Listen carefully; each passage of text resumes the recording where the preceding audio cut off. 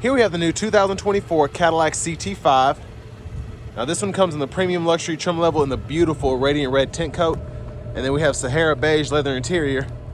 I'm excited about this CT5 because this one has the 3-liter twin turbocharged V6 engine, made it to the 10-speed automatic transmission. So we'll test that out on the test drive definitely. But as we come around on the front end here, same signature front fascia, LED headlamps, LED signature lights. Love the look there. Still very classy, very clean. Also a huge fan of these wheels. These are going to be the 20-inch alloys. And that's a fantastic look, especially with this red here. Now we get passive keyless entry on the front doors. Power door lock controls are here, memory seat functions. We get that 15-speaker Bose Performance Series sound system.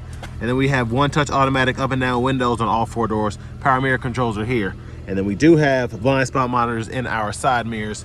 We can pop the trunk from up here.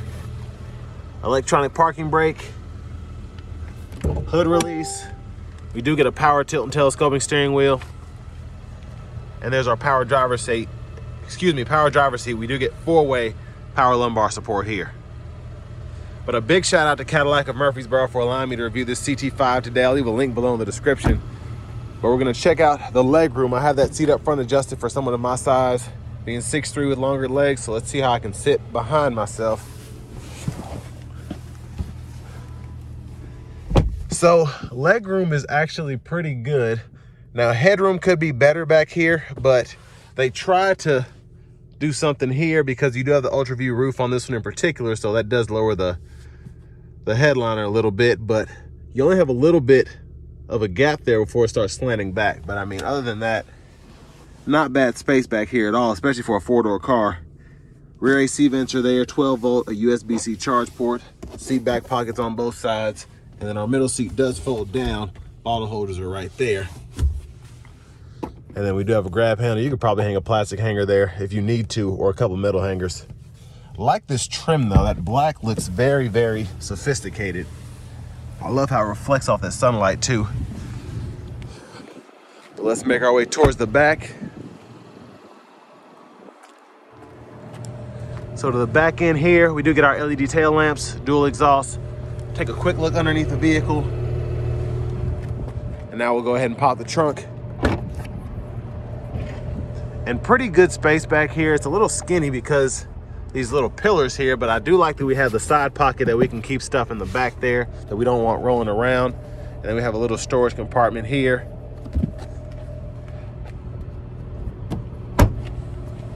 And then I'll show you how we fold these seats down after we look at the fuel filler there. Just for those who are curious. And we just grab here, pull, folds flat. We can run longer objects through that hole there. And we can do that for either side. The top tether's up there for your car seats, and then anchors are hidden right here. And I like how they did that. But this Sahara beige is just, it looks so great. One of my favorite interiors on the Cadillacs. Pretty much on any vehicle, but lockable glove compartment down here, decent size, and I love that they have that kind of felt feel there. And then window stickers here. Y'all can pause anywhere you need to take a closer look at anything on this sticker. But this sticker's for $53,705, and wow, that's actually, I kind of want to get this now. But I'll solidify my opinion after I take this for a test drive. We'll see.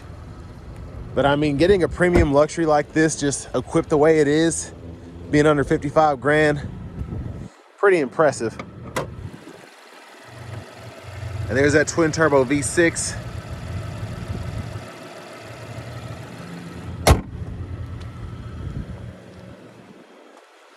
Let's go ahead and hop in the driver's seat.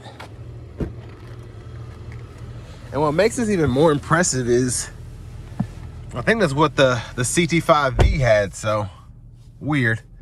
But we do get a leather wrap heated steering wheel. We can toggle that there. There's a horn. And over here to the audio system, we do get AM, FM, XM, Bluetooth. And then we also have wireless CarPlay, wireless Android Auto compatibility. Now with this one having the navigation and Bose system upgrade, We do have that navigation system here, so pretty easy to use, very straightforward.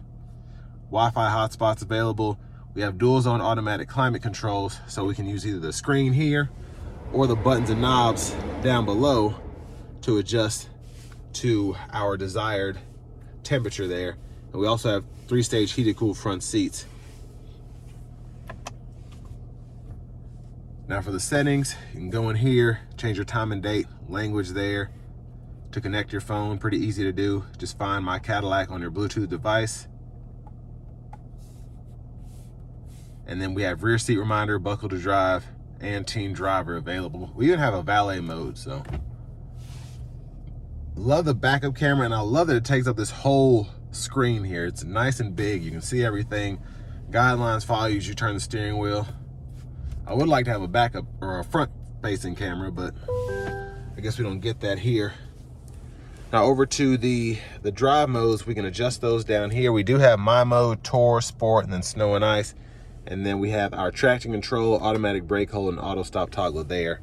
Now to put this car in a gear, you want to hit this button on the side, pull down for drive. You can tap for manual mode, pull up for neutral, hit that button, pull all the way up for reverse, press P for park. Then volume knob is right here. We can click that to mute. We have shortcuts for audio, nav, phone, and then we can use this dial to go through the screen if we want to do it instead of using the touchscreen. So I like that you have that usability, whether you want to use this or the screen, and both are very easy to use, unlike some systems that I've become accustomed to. But bottle holders are there, wireless charging pad, center console cubby space. We do have a 12 volt, the SD card reader for the nav, and a USB-C and a USB-A input there. I pushed back the sunshade, but all the controls are there for the roof as well as the garage door transmitter, and there are your reading lights there. OnStar. But a pretty nice view here, and we can tilt or slide this front roof. And that's how far that goes back. And there's a view of the back from up here. Now to the vanity mirrors, you get a nice look there. I like the lights there. And back to the steering wheel, blinkers, auto high beam toggles there. Auto low beams, we can toggle those on or off there, and then high beams, when the lights are on, we can flash, and then we can flash there, and then we can turn them on or off just by hitting that stalk there. Windshield wiper controls, they do get the rain sense, so one time off, auto, low, high. We can adjust the auto wiper sensitivity there, and then we just pull up here for that front wiper fluid. Now to the steering wheel itself, cruise control, we do get standard adaptive cruise with a premium luxury, so we can turn that on or off there, adjust the speed, cancel. We can adjust the gap adjust for the forward collision alert and the adaptive cruise there. And we have a mute button, voice recognition. We can go through our radio station favorites or track list controls here, volume controls are here. And then these arrows and the scroll bar are used to go through your digital gauge cluster there in the middle. So tons of different views to choose from. You can actually change your units here as well if you want to in the settings from US to metric, and then your info page options, you can change those as well. So I always like to see my fuel economy. I'm gonna turn that off for now. But push button starts here. Here's the key fob with remote start. And next, let's take this twin turbo V6 CT5 Premium Luxury out on the road for a test drive. So starting the test drive in the CT5 Premium Luxury, I love the Premium Luxury interior, just having that big screen there, the heated steering wheel, heated cool front seats, just everything that comes with how this one's spec'd out. It's a very nice feeling car here. But I'm gonna put it into sport mode and in the manual mode. I'm not gonna thrash it, but I'm gonna give it a little something. So under normal acceleration, it feels about as quick as the 2-liter 4-cylinder. But you're not really activating the full power of the twin turbo V6.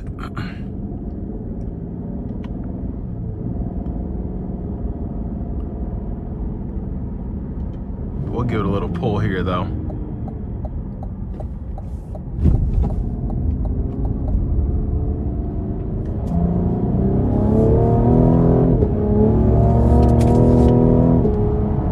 Yeah, that's nice there. That is quick. My gosh. Yeah, I'm very impressed by this powertrain. Oh man, that's nice. I'm gonna put it back into the drive mode now, just standard. And then I'm gonna go ahead and I have the adaptive cruise activated. Let's put it into the tour mode.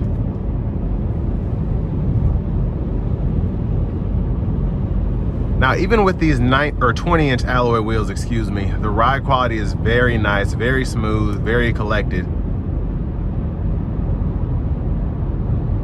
And it's just a nice ride coming down the highway here. I meant to see what the fuel economy numbers were. So we're on a decline here. We're showing about 32 miles per gallon. So this is estimated to get 27 EPA. You could probably get that 30 to 32 if you want to, just based on speed, wind conditions, climate control, all of that. But it is an impressive car. And I mean, that twin turbo V6, my gosh, does it pull. Just phenomenal power, and the sound you get from inside the cabin is also just 10 out of 10. Now for this price point, I do think you get quite a deal with this twin turbo V6, because you get a luxury vehicle. And I mean, like, it's not like the sport oriented CT5, which is also nice, but here you have your heated cooled seats, your adaptive cruise. You just feel like, especially with this color combo, you feel like you're in a true luxury vehicle, a premium luxury vehicle, if you will. But it's crazy that this is, it looks like a sleeper. I mean, it looks sick on the outside, don't get me wrong, but it also looks like, I don't want to say a granny car, but it's under the radar. So I would love to drive one of these. I think they look fantastic. But then a lot of people will be surprised at a red light because you have a twin turbocharged V6 engine under the hood. Not like the vast majority of other CT5s with that 2-liter turbo 4. And I mean, just using the paddle shifters is fun.